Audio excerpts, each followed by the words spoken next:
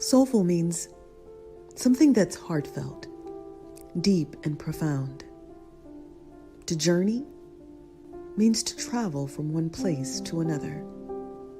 This show is about deep and heartfelt discussions about where we are, where we're headed, and where we've been. It's a place where we highlight memorable moments we've had. This show is about everything and everyone that is good for the soul.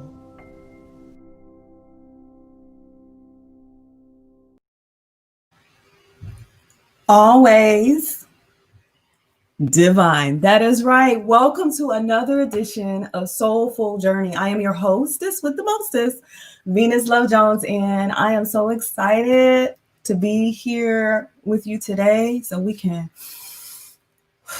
take a deep breath and remember that we are spiritual beings having a human experience. Today is a very interesting day, an epic day when it comes to suffrage. And that just means knowing that you have the right to speak your voice and you have a vote. And I am so excited about the fact that I have already voted. And I'm just happy to be alive during this time.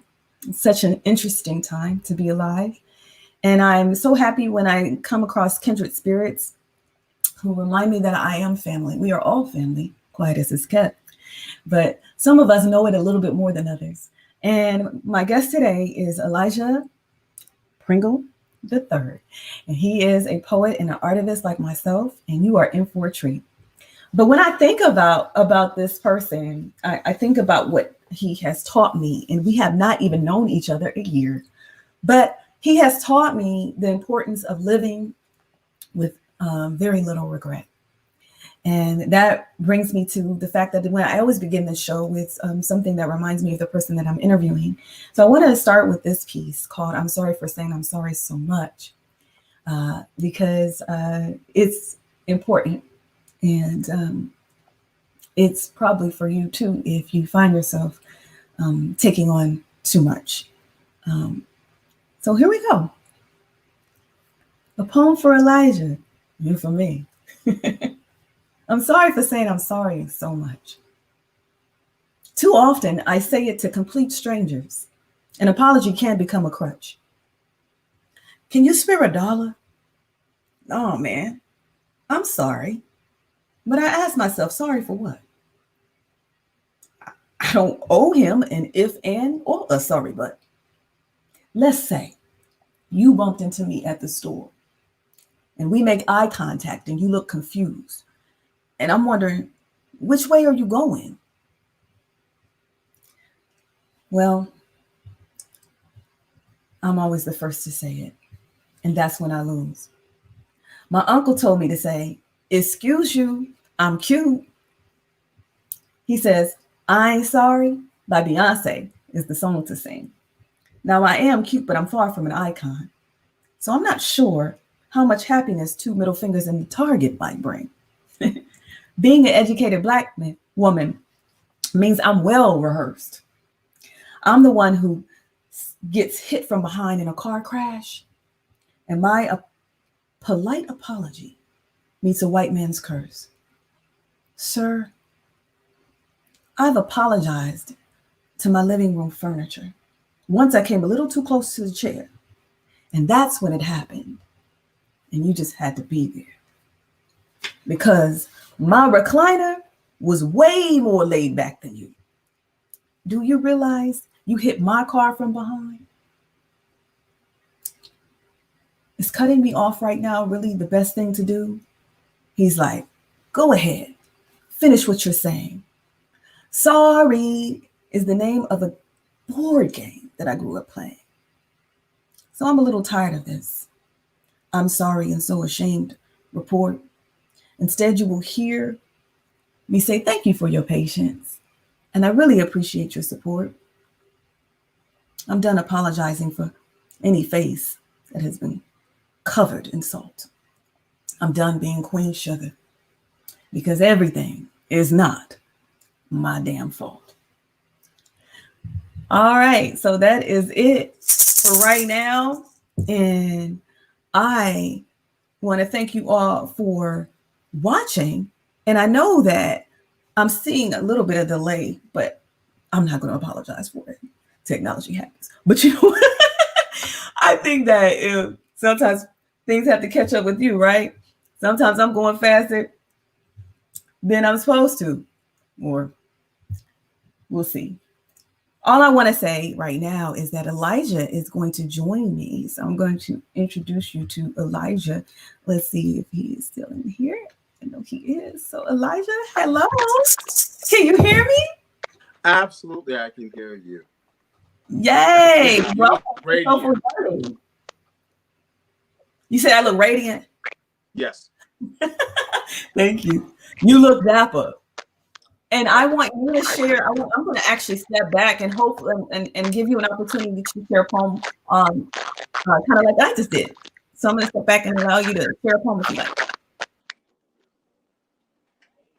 Okay. Well, actually, a little bit about myself. I call myself an educator.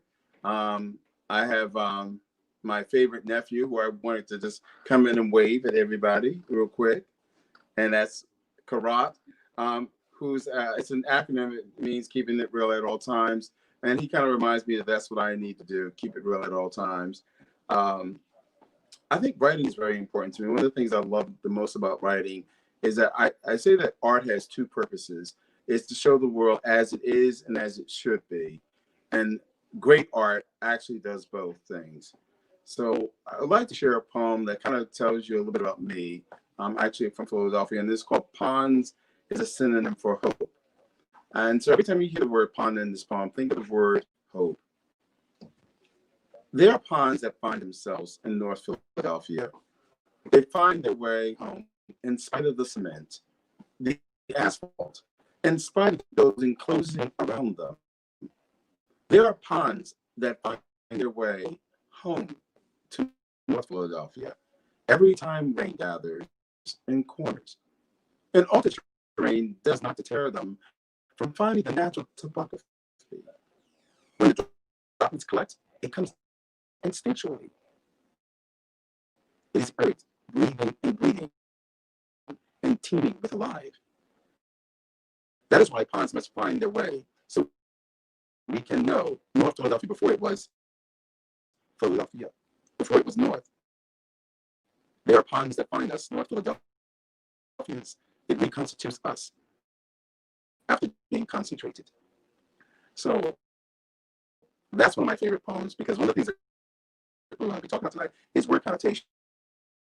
And the thing that I love the most about that piece is the fact that the word choices were very intentional. I say this with every poet, but the word concentrated and concentration camp, but really what I was after here, and it's saying how it is when we are confined to a small space, how it can concentrate us or make us feel like we're in a concentration camp, but it's the freedom, and hope is freedom. So that poem is about hope, but also it's mostly about freedom. The freedom to just simply flow, which is why I use water as the analogy in this particular piece. So that's all I'd like to share. And I guess we'll start a conversation now with Venus and myself.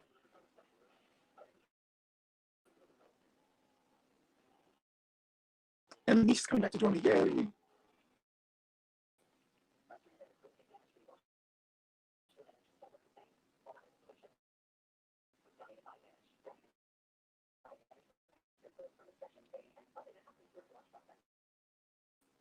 Venus, I think you're on mute. I can't hear you.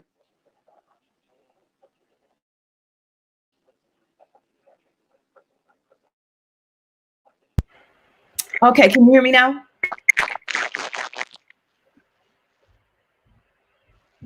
Okay, Elijah. I'm going to have you come back in a little bit. I'm going to have you come back in. So we are hearing a little bit of technical difficulty. So we're going to have Elijah come back in because I think there was a little bit of technical difficulties, but that's how life is. And I'm not sorry for it. Hey, I'm glad we started off with, I'm so not sorry. Okay. Because, doing this show every week gives me an opportunity to go all the way live and show you all how we might there's no dress rehearsal with life.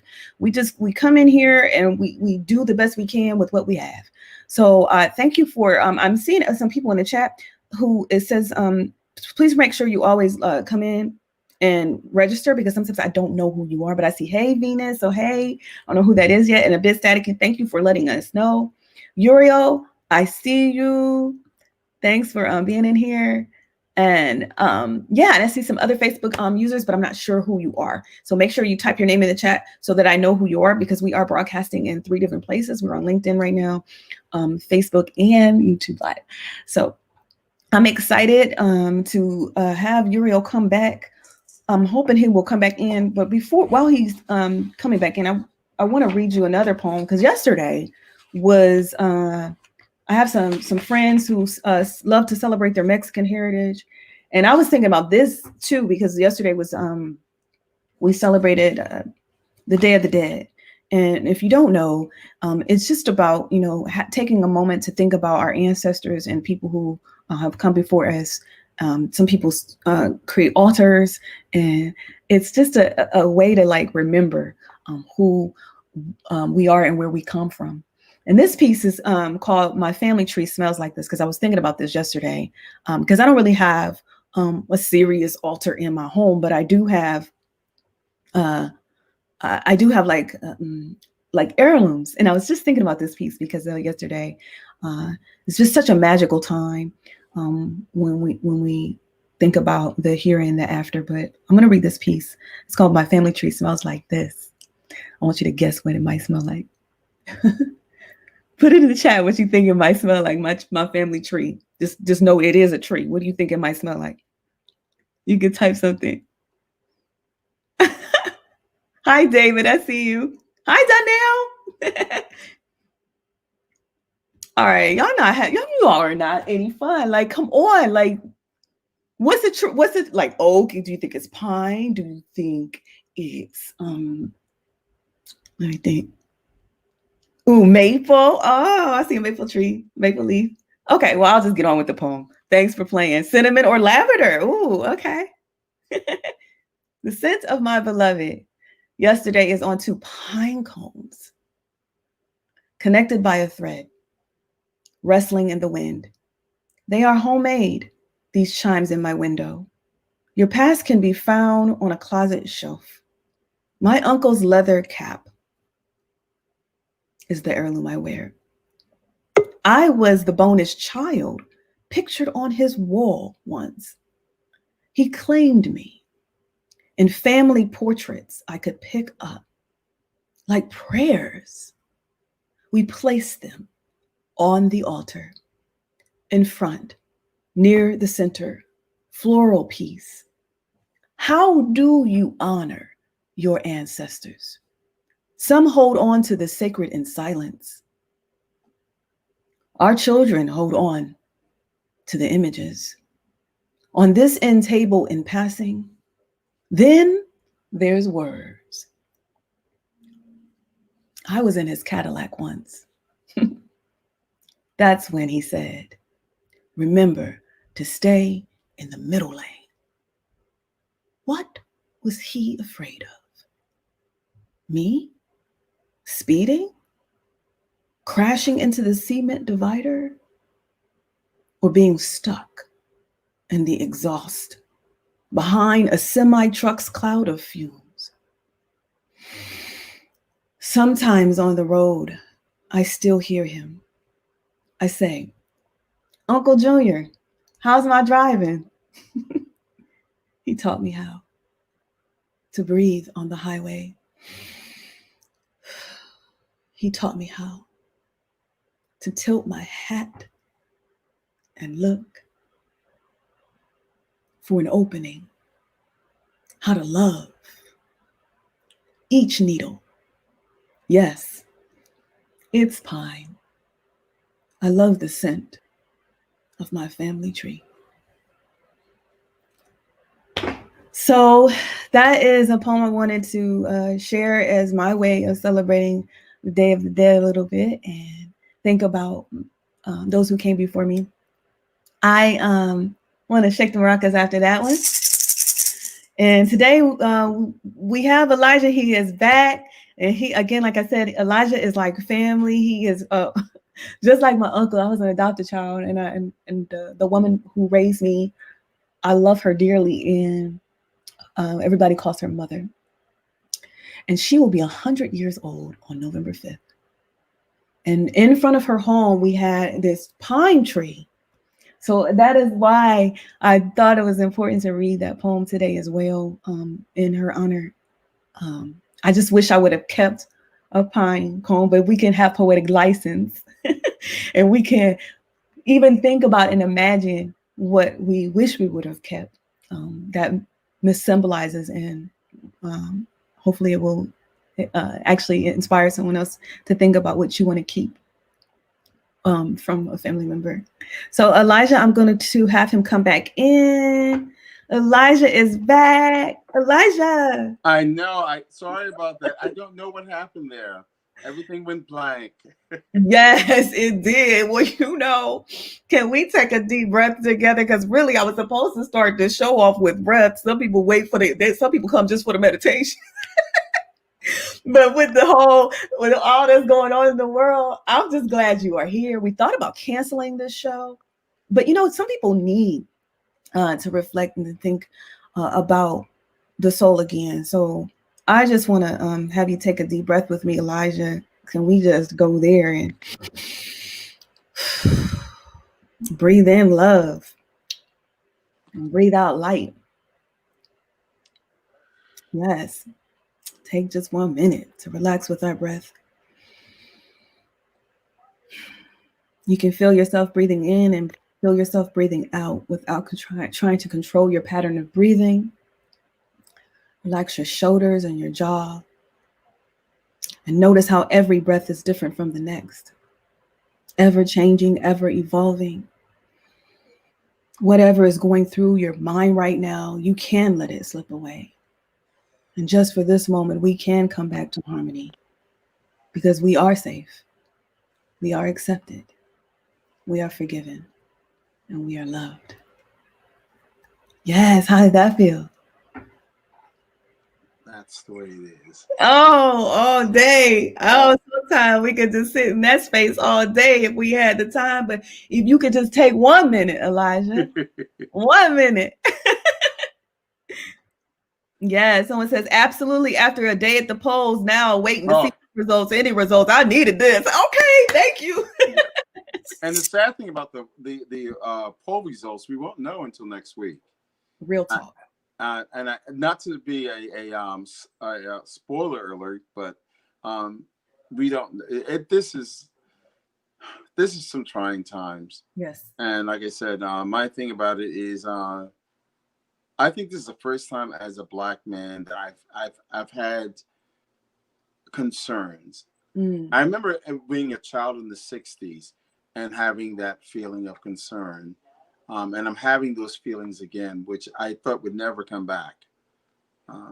So I think I tell everybody that one of the things I was telling somebody that I don't care what happens to the Supreme Court, because the Supreme Court has gotten it wrong many times, like the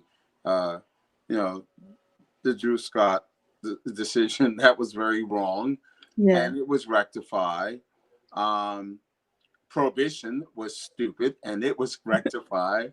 I mean, although that wasn't really the Supreme Court that did it. But I guess I always tell people that the one good thing about the way that this country is designed is that it has a self-correcting mechanism. And unfortunately, with most self-correcting mechanism, they only go into effect when something's going wrong. And I'm so happy that I believe that we will self-correct. We always will self-correct. That is the goal. And I have to self-correct by asking you and reminding you that, I have some soul chat questions. And I don't know. I talked about pine cones and things like I know you are at a family's home right now. Yes. Then we'll come back. We'll get back into election talk, but some people are here to get away from politics. So I just want to, we still gonna dive in a little bit, but I just want to, because I know you might even have some election poems And I thought about sharing something with you that I wrote in 2012 when Barack Obama was reelected. So this whole week, I'm actually going to be sharing a blog from 2012, the week of 2012. That was during the same time. And then I'm going to write one for this day. But before that, there is some people that watch this show religiously. They love this part of the show, Elijah. And I don't know if you have anything, but do you have anything that's close by? I forgot to remind you of this, but if you don't, it's okay. But a show and tell, like is there anything that's nearby you that brings up a memory that you can share with us right now? Absolutely. I'm going to go grab it right now. Yay! Show and tell is still gonna happen. Somebody says be free. Yay! Small business plug. I don't know who you are, but I'm glad you're here. Plug your business. All right. So this is my show and tell item. My mother used to collect stuff, and then I started collecting these same things because I see them as rescues. So here's one of my rescue items. Oh, okay. The figurines? It is a figurine. It's a figurine of actually a mammy. Okay. With a, I don't know if you can see it too clear from here, but she has a spoon and the happy face of, that they always show. But this is one. It reminds me of Aunt Jemima, which they have changed a lot over the years. Oh, exactly. Probably correct, but whatever. Right. And I thought it's so appropriate that I have this image. And I'm in South Carolina, in my family's historical home. And I believe it was someone in South Carolina who referred to Kamala as being Aunt Jemima. Interesting. So I just thought, I said, boy, this image of the Black woman as Aunt Jemima just doesn't stop. And so this Aunt Jemima spirit, which we elevate because we have it displayed proudly, and we're not ashamed of it. Because sometimes I think we become ashamed of our past that we don't think is like super noble. Right. If it's not a doctor or a lawyer, right? Exactly. It's not to be seen. Right. Because everyone keeps saying, oh, we come from kings and queens. And don't get me wrong, I do believe that there's nobility within us. But if everyone was a king and queen, then who were the subjects? Well, and I think that subjects are just as important as those who rule them. So that's why I love these, what I call the low characters. And it kind of reminds me of one of my writing heroes, who is Langston Hughes. And Langston Hughes was known as the poet laureate of Harlem. Okay. And the poet of the people, though. And that means not just the noble people or the royals, right? I hear you. I'm hearing you loud and clear, Elijah. Tell me more. Yeah, because one thing I liked about Langston is Langston wrote about the everyday person. And he wrote about pool halls and things that a lot of the Black intellectuals of his time thought were beneath his talent or beneath elevating. And I can't remember who said it. It might have been Claude McKay, who's also a person I love dearly, who was saying that it's bad enough that white people show us in the bad light, and now you're showing us in the bad light. When I'm like, no, let's celebrate everyday life. That's why I like Henry Johnson's artwork for that reason, because he just showed it. Ernie Barnes showed art. Would show you the people in their places and their normal everyday living. And I love that part about the fact, let's elevate the everyday man, because that's what really builds everything. Wow. Well, I am so happy that you share that perspective, because it's not always a popular perspective, because some people you're right, they see that as something that should be thrown away, or because some people did collect them for the wrong reasons. Oh, absolutely. But I know you're aware of that. Yeah. So like I said, when I see one, I will, as I say, I will elevate them, because you know what? There were women who were mammies. And it's because of them that we survived, that we got to where we are. And it's so funny you should say that, because I'm going slightly off script, because you do this to me. You make me think. And and there is something I want to share with you. Let's see if I can find it real quick. Okay. Is it another poem? Yes, it is. Okay. And it's actually called Bosom Buddies. Okay. And that was Bosom a TV Buddies show in the 80s. Oh, exactly. That was a television show. But I love, to me, like I said, word connotation, etymology are things that I adore. And so I go into like the history of the word bosom buddies. And bosom buddies really is almost a slave term because it was about the overseer and the buck weaning off of the same breasts. They were bosom buddies. And this poem deals with that whole subject matter. Okay. Bosom buddies.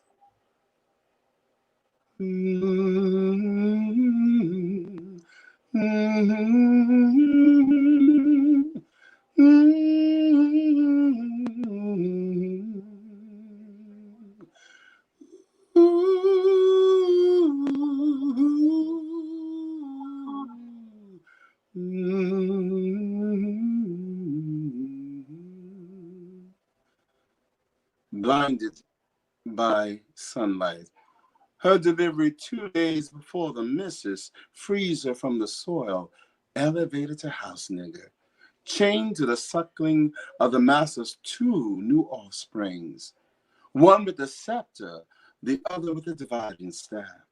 Mammy's little white angel, master's new little darky, nourishing, reaching blind towards their sustenance, her firm ebony roundness, unaware of preordination, as they grasp without hesitation her total brownness and her wholeness to strengthen all of her children. Because she desires not to be a mommy, but a mammy, a captured mammal protected by her glands, a heifer whose only prize is to be set out to pasture one day. Happy at her gestation just 2 days before the missus. Because now she's stationed soberly under the blazing sun, rocking, humming, feeding the overseer and the buck, separated by her cleavage, nursing half-brothers, drawing close, nearer to the day of weaning from each other, adulthood, severing lap mates that were once bosom buddies. You're my bosom buddy.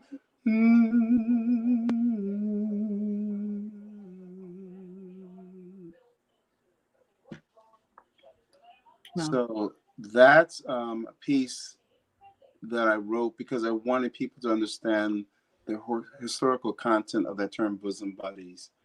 And also what lap mates were. They were lap mates. It was basically if a slave had a child about the same time the missus was expecting to have a child, that slave became the wet nurse. You know, she was the one that basically got the chance to be the mammy or to take care of that child. And many times they would,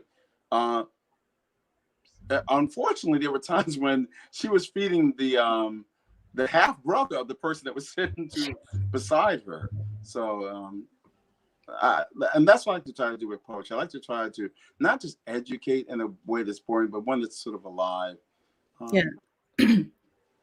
And sort of going to the word histories. I love word history. Well, I'm so glad that you brought it back to that, because I know we wanted to touch on that because some people are watching just for that, like the word, and just thinking about the connotation of words. When you hear even the word Negro, when I was growing up, sometimes that was an insult. And I don't know if it's because we had arrived to Black or African American, but if someone said Negro,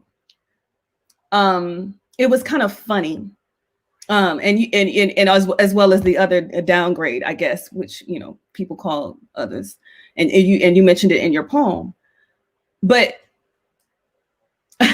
I think when it really came to, I was just watching it.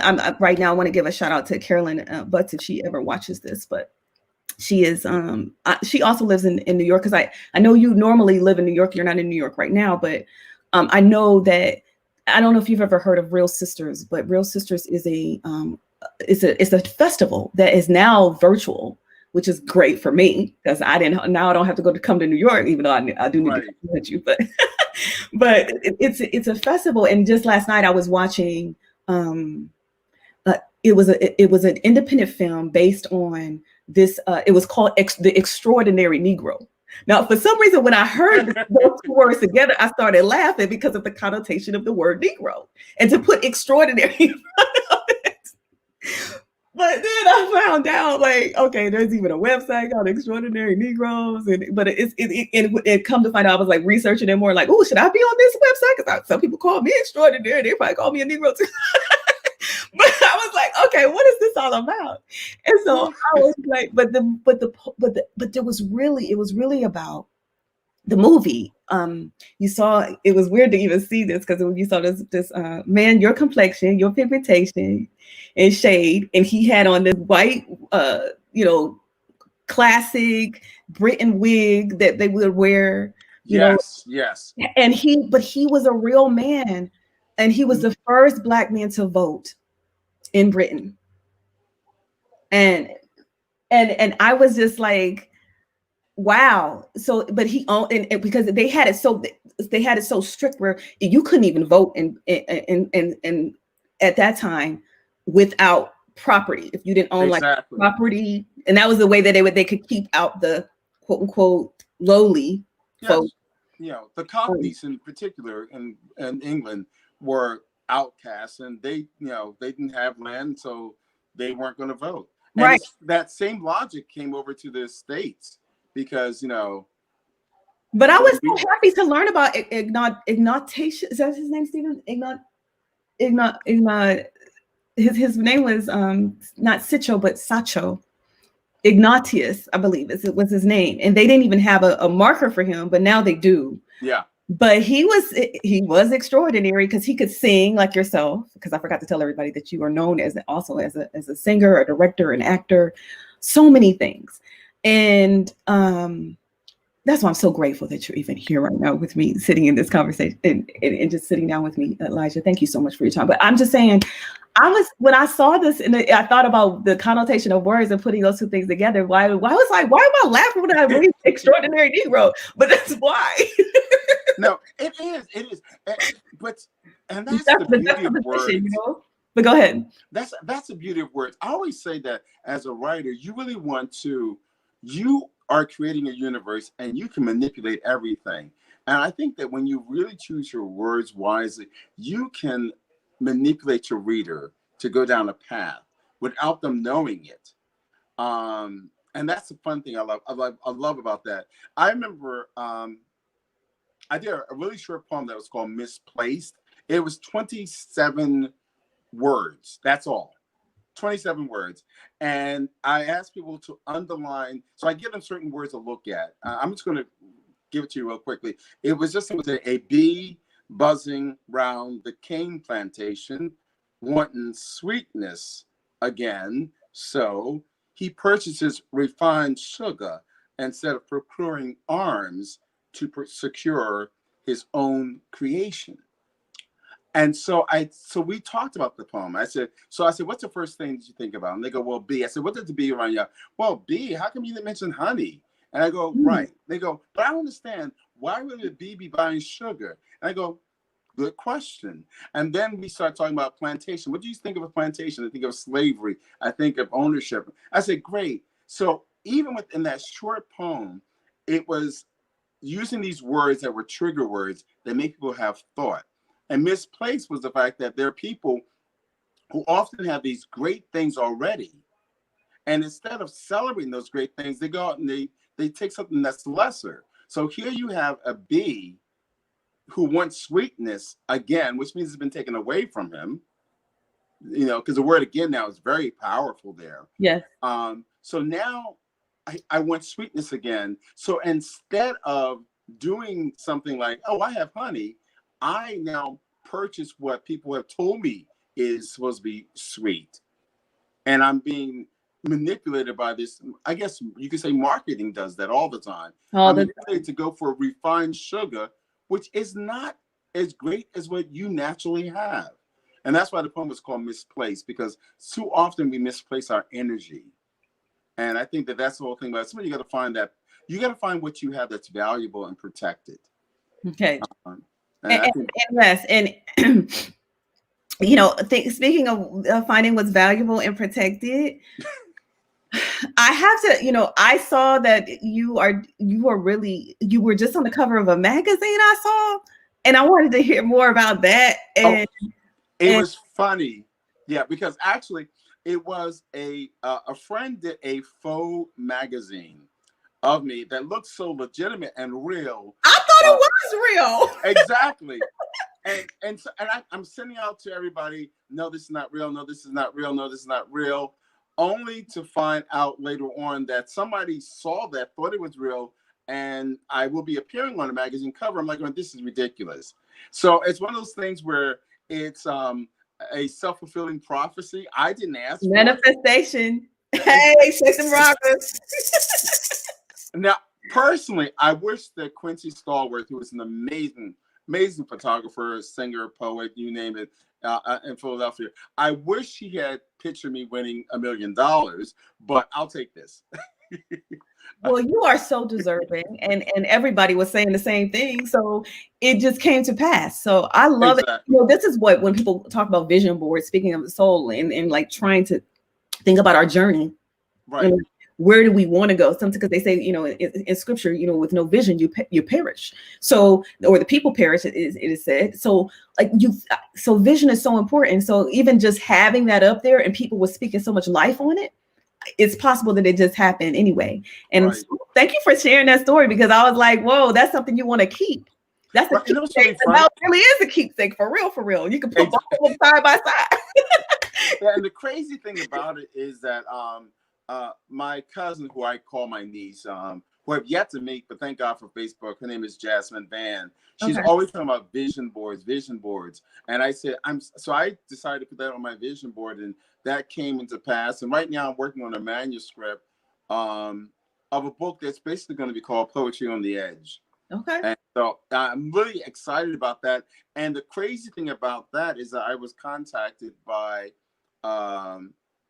Andres, who is in charge of Toho Journal in Philadelphia, and he said, Roger, you should be published. And I'm also kind of working right now with Lamont Steptoe, who is an amazing, and guys, if you don't know who Lamont Steptoe is, please just research him. Lamont Steptoe is just one of those powerhouses that's not as well known as Mary Baraka, but as much a force. But right now, he's working on helping me get my manuscript together. So, yeah, like you said, when people start speaking things, they speak it into power, and I accept it now. Yeah. And so when you talking about the poem about saying sorry. Yeah, we started with that. I'm so glad we did, because there's so many reasons I could have said I'm sorry for all this technology. But go ahead. I'm always saying I'm sorry. So when you. So now, that was a perfect pick for you then. Yeah, it was. I said, yes, please read it, because I have to remind myself, don't say sorry. It's not necessary. Everything, and I did not realize I was a perfectionist. And when I asked friends, am I a perfectionist? After they stopped laughing hysterically, and they go, "You're really asking the question? Are you serious? You're really asking?" I go, "Yes." They go, "Yeah." I go, "Really?" They go, "You're serious? You didn't know that you were that bad?" So now I just learned to accept it, that, hey, that's who I am, and it's okay. Well, we want to put some extra on our ordinary, because we extraordinary Negroes. We can't help it. I got to do the callback, you know. But I was taught that excellence is important, and I know we don't live in that same world as much, but you know. Yeah, I come from 5 generations of teachers. I'm so glad you reminded me. I'm just so proud to say that the first one of our family members, I think it was a Francis. I come from the Francis and the Pringles, but it was a Francis who received their bachelor's degree before the 1900s. Before 1900s, we had someone in our family who had a bachelor's degree within 30 years of slavery ending. So in my family, education was very important, and we constantly were striving, Wow. constantly striving. You said So five I generations got of obsessed with it. teachers? Did you say 5 generations of teachers? 5 generations of teachers. Wow. Actually, it's really 6 right now, but that's the generation after me, so I don't want to count them yet.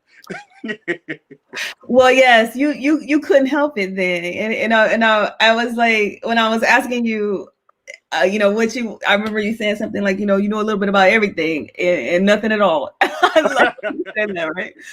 So, and just spoken just like someone who is always learning, a lifelong learner. You can't help it. That's why we connect so much. And I really have to get into, speaking of connect, I have to get into at least 2 or 3 soul chat questions, and then I'm going to invite you to play a little bit. But there's some questions I want to ask that might have you thinking a little bit here, because you said that I like to make you think. I can't help it. Yes, you do. What's the biggest lie you've ever been told?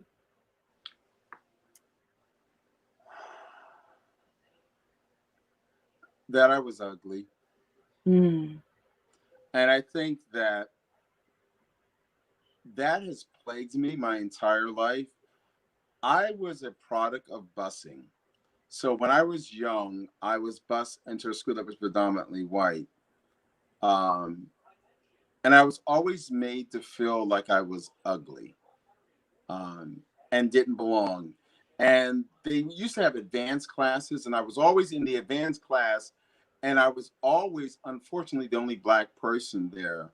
And what's even sadder, I think it kind of prepared me for my life, because in my life, when I was working, and I worked for an insurance company, as well as a director of training for a call center and some other places, a hospital that I worked at as well, I was always either the first Black male to hold a position or the first Black to hold a position. And I felt like, I was always made to feel like I was ugly. Even as an adult, people would look at me and just make me feel like I was ugly, because I was that first image that they saw, and I wasn't supposed to be there. And that's when I realized that they didn't think that I was ugly. They just didn't want me to be there. But that was the biggest lie I was told. And lies don't always have to be verbalized. People can make you feel it. Oh, that was a crazy question. I feel like I'm in therapy. Go on. Go on, doctor. These are soul chat questions. Okay. Dr. Venus. Yes. So let's ask the question then. What has been good for your soul lately? What keeps you soulful and feeling all the way live during this pandemic? Because this pandemic looks good on you. I mean, I feel like you're. I'm gonna tell you, this has been when I say that it has been a devastating year towards towards people in general, but my family, we are just literally, we're averaging, and I hate to say it like this, there is a major death every 2 to 3 weeks for us right now. But what keeps me going really is, and I've written a little bit about it, is the strength of my sister, my youngest sister, Catherine, who came to South Carolina and took care of my mother until her passing, my father until his passing, and then unexpectedly her husband died early this year, and she just keeps on going. Yeah. Even through this pandemic and this craziness. And I'm like going, how does she find that? How does she find all that strength? What's her name? Catherine. Oh, Catherine Knight. Okay. Shout out to Catherine. Exactly. Yeah, seriously. She's a hero. And okay. And doing this, she's also helping her grandnephew with his homework. So I'm like going, you know what? She's trying to make us look bad. Right. Okay. But I don't think you can ever look bad, Elijah. You doing the dang old thing. And there's some questions in the chat. I was about to ask y'all if y'all have questions. You all already in here. Okay. So someone wants me to go back a little bit. They're just blowing up the chat. Here it says, lies don't have to be verbal. Lies so deep. That was a takeaway. Somebody wrote that down. So deep that lies don't have to be verbal. When did you first realize, Elijah, Uriel is asking, when did you first realize that you were a beautiful being? I would like to say last week. Okay, tell me more. I think it was when a dear friend of mine, her name is Charlene Jenkins, and her husband, David Jenkins, I knew he hated me. He just hated me. And I just knew he hated me. And he said, you know, and so she tells him this, and he walks to me, he goes, Elijah, I don't hate you, but I can't deal with your self-deprecating attitude. He said, until you see yourself as beautiful, you can be contagious, and I may think I'm ugly, but you're not. He said, but if you want to be around me, you've just got to get rid of that illness you have. Wow. And when David said that to me, it just like devastated me. And then I realized what he was saying. And then I realized, wait, you're not ugly. You're not ugly. I had to, I used to apologize for being intelligent. I mean, because that's where I was. And I think that when you said that poem about saying sorry, I was saying sorry. I'm sorry I got the answer right. I know that I wasn't supposed to get it right. I was also told sometimes, you're so smart to be so dark. Which I can now laugh at. Yeah, and I'm glad you can. Yeah, but see, but I share these stories because there's somebody who's gonna look just like me, who's gonna say, people are still saying these things. Yeah. So, thank the person who's asking me that, because David Jenkins was really like the person who said, if you want to be around me, you've got to accept the beauty that you have. Wow. You know, and yeah, I've had people tell me, if you want to go walk with me, you can't be wearing what you got on. No, that's the kind of check that I got. So, but yeah, and shout out to my Aunt Barbara for that. But she was like, Aunt Barbara. But actually, that also made me realize it is important of how we show up in the world too, right? Like how we carry ourselves. Yes. And presentation is important. That's what I've always been taught. But that inside, because you could have on the finest linen, and you could be wearing and still be walking like you feel like you ugly, yes. Right? So it's deep what you're saying, because and when someone is really asking you to show up and shine from within, right? And that's what David did for you. Yeah, and I think the fact that when he said that it could be contagious, that's when I realized also that we have power, and if we don't come positively, it does bring everyone down. Yeah, it does. It does, and we have no idea how infectious and you know, speaking of viruses, yes, this thing called thoughts can be, like, you know, because thoughts become words, and words lead to action, as the saying goes, and your actions can lead to your character, and then your character is your destiny. So it's real. Yeah, and I really believe that, and I've always shared that with my young people, when, you know, some of the young people that I worked with in the past. I want to ask you one soul chat question that I always ask, and I'm always a little afraid to ask, but I've gotten a little better with this. Is only my 9th episode, but I'm asking this because it's so important. What do you want on your tombstone? Hey, that doesn't bother me. Really? Okay. I used to do a workshop where I had people write their own obituaries. Oh, good. So because what it does, it tells you what you want to be known for, and then you work backwards to make sure you're doing the steps to be known for stuff. I basically, I want to be part of, if there could be one thing on my tombstone, I want it to be Philadelphia Poet. Because, you know, Philadelphia is my hometown, and poet is what I want to be. I know that on my niece who unfortunately passed away when she was 17 years, 10 months, right before her 18th birthday and graduation, on her thing, she was known as a poet. So I think that's what I want to be known as a poet. Because I think that poets are prophets and Lamont Steptoe used to always tell us that within the word prophet, you find the word poet. Interesting. Because I have another poem called "We Are More Than Poets," and what you all don't know, some of you may know this and some may not, but how Elijah and I both met is earlier this year, we were a list of a few poets globally and maybe even internationally. I guess internationally and globally. It was international, yes. But that what was called Power to the Poets. And that's how we met, Elijah. And I remember doing that poem, or wanting to do that poem, that speaks to the same thing that you just said, is that poets are prophets. And now even more so, the ones that I look to and the ones that I remember most have vision and are speaking life. So yeah, thank you for being one of those poets. Power to those poets. You know what I mean? Those poets. And I think you can only get to that place when you become comfortable with your skin. All the wrinkles and the blemishes, you know, all the dark spots, all the faded parts of your body, you know, once you become comfortable with that, you can do anything. Right. You can do anything. Right. And I'm just right now, speaking of doing anything, you know, we can visualize a better world that has more equity, that has more justice.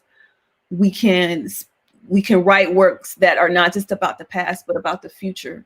Because if the artists, if not us, then who, right? If not exactly. Then, exactly. What they say. If we're not going to visualize the future for humanity, then who will?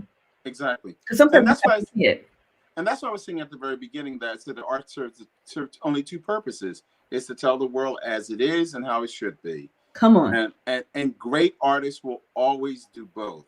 And it's a challenge. I'm gonna tell you where we is and where we need to be. Well, I want to talk about where we be. And we be on election day, an epic one. Did you have an election poem or something you want to share for those or because I do have something that I wanted to just read, like a blog too, that I was thinking I wanted you to hear where I was in 2012, but I'm thinking about it's so funny you should say that, because I'll read mine, then you should go right into yours. And the reason why I say that is that the poem that I'm going to share was written for a dear friend, Vanina Hawkins, who is my muse. She is everything to me. And I wrote this the day after the first election for Barack Obama.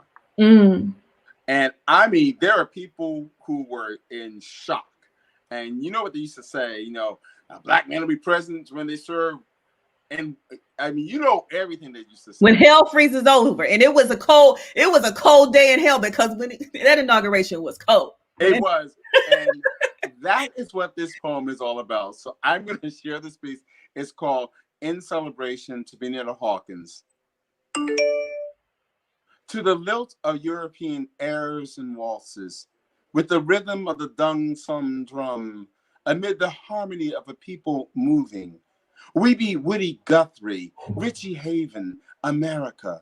We are Mahalia moaning on Sunday morning, while Janice wails her blues undelta born.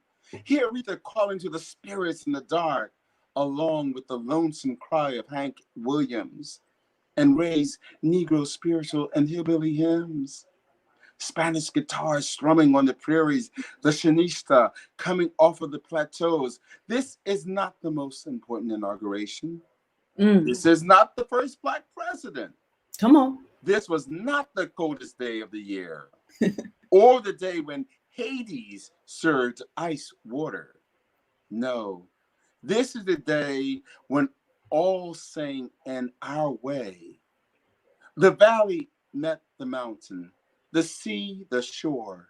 The sky rests on the land and whistles through the trees. The verses recited by King, the growl of Ginsberg, the words penned by Langston and Emma Lazarus. They all arrive to this point, at this time, in this place, America, where Kenya kissed Kansas and Hawaii. That's why we braid the frigid current that swirls. We jump, we shout, yes, we howl at the wind. A nation singing the same lyrics, the same tune. America, sweet America.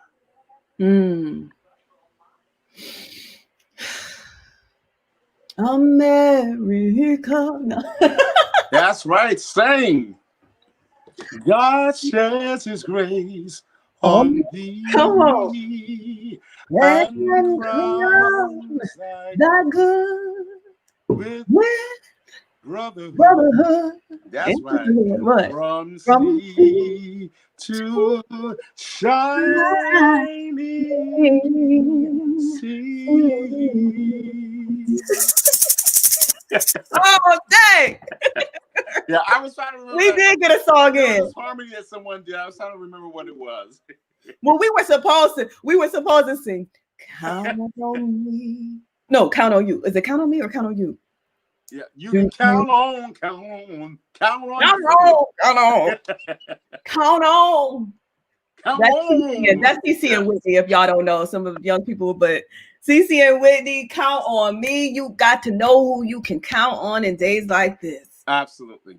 Through thick and thin, a friendship that will never end, Elijah. That's right. Now I want to hear your piece now. Oh, well, see, mine is more of a blog. It's not really a poem. I want to hear the blog. Okay. All right. So, do you know what you just did? What did I do? I'm sorry. I'm sorry without saying I'm sorry. I did, and I'm glad I did that just so that you could demonstrate. Oh, that's right. Okay, good. See, it isn't the words; it's the action that tells us. Real talk. Well, I appreciate your patience, and I really do appreciate your support. Tuesday, November 6th, 2012. You go to the nearest sports bar to watch the final countdown. You notice the crowd is too segregated for this historic moment. You hop back in the car and decide to drive 30 minutes in circles in hopes you'll find free parking. You're at the light when you hear, "Thank you, Jesus." You see a middle-aged Black woman in a car in praise. She honks her horn, and her joy is echoed by others cheering. You honk back. You wonder what happened. Did he win Ohio yet? Was that cheer for California? You scan the radio. You pay the man $10 just to park in the lot, for God's sake. You just want to stand for peace and equality, shoulder to shoulder in a crowd. So you stand between and betwixt the multicultural company of strangers. You are at a club called Make Westing on Telegraph in Oakland because what's on the news is new. Obama's re-election is proof of progress. Is the minority really becoming the majority, you wonder? Have we arrived? Tuesday, November 3rd, 2020. You take a long hike up a steep hill on an imaginary trip to the Capitol. You find a park for pondering on the past in this election process. You didn't want to be here. When you say here, you mean the US. Not on this day, wrapped in prayers for poor losers and thieves. Will this night end in blood sacrifice or a victory for the suffrage? Yes. So that's just me reflecting. And you know what I love about both those pieces is that both pieces are we're talking about not so much inclusion, but the multifacetedness that is America. Yes. Yeah. I always tell people I don't believe that we're a melting pot. Melting pot means that I'm fused together with something else. Somebody said that we're more of a stew. And I think I like or a salad bowl, I've heard. A salad bowl, yes. Every flavor counts. And that's so important. So I love the fact that both of our pieces kind of deal with that there are all these different places that come together. Indeed. And I like I said, and when he won the first time around, I don't know what I felt, to be honest with you. I think I was in shock, but I wasn't surprised. I'll put it that way. That sounds crazy, but I wasn't surprised. Yeah, well, I wasn't surprised because I watched I wasn't surprised either. But last night I watched the ballad or listened to the ballad of the Bullet by Elijah El Hajj Malik Shabazz. A lot of us call Malcolm X. But wow, it was definitely timely and still feeling so relevant, because our government still has so much work to do, whether you are blue or red, whatever you're repping. I just hope that most importantly, we rep freedom for everyone and real true equality and liberty and justice for all. Guess what? It is 7 o'clock. I cannot believe this, yes. But I have to say goodbye, Elijah. This is the end of our show. We really had to do this again. You see? Absolutely. And actually, I will be in Philadelphia next time we do it, and I will probably have even better technology by then. You would be both. But you know, I thank you for allowing me this opportunity, and also thank you for pushing me to accept myself even more. So I think that's what a real friend does. They tell you to look at yourself and love yourself in spite of it. Yes, and continue to remember that song that you shared with me. It's such a beautiful time. By what was her name? Edith Piaf, which is No Regrets, non regret. My French is really bad. I don't know where Curtis is. He should be here tonight because that's my buddy, my brother actually. He's the one who kind of hit me to her, but that song is amazing. So yeah, Edith Piaf, No Regrets. I think it's a perfect song. Well, no regrets is how I feel about this show. It may have had a rocky start, but we definitely will continue to do great works together. And as long as we are alive, anything is possible, Elijah. I love you dearly. Continue to keep writing and doing your dang on thing. And I'll see you on several covers if need be. Okay. I will be talking to you as always. You're my favorite phone call. I know I'm going to get myself in trouble for saying that, but I don't get the chance to talk to you as much as I would like. So I'm just telling people the truth. I can't help it. Thank you. Thank you. Take care. Love you. Love you too. Well, that is it. It's been another amazing soulful journey and a great soul chat with someone who can't help it. He's a teaching artist. He's an artivist and a reflection of you. So please continue, all of you artists, all of you artivists, you poets, you prophets, keep doing this work. We need you. And I'm so glad that you took the time to listen in to the Soulful Journey. I am your host, Venus Jones. And I just want to remember to tell you that I'm sending you love and so much light, my friend, because I strive to be always that person who is divine, especially to those who mend. Okay. Just remember to keep looking up and keep looking out, and you'll have a lot less fear. And you will also have a lot less doubt. So I will leave you with this. Ooh. Soulful means something that's heartfelt, deep and profound. To journey means to travel from one place to another.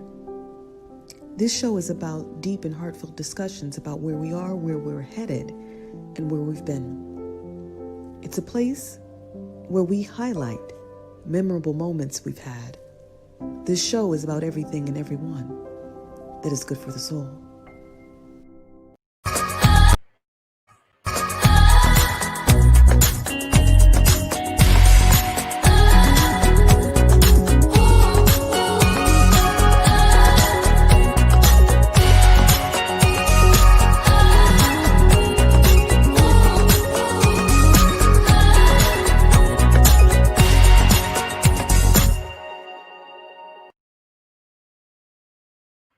This show was far from perfect.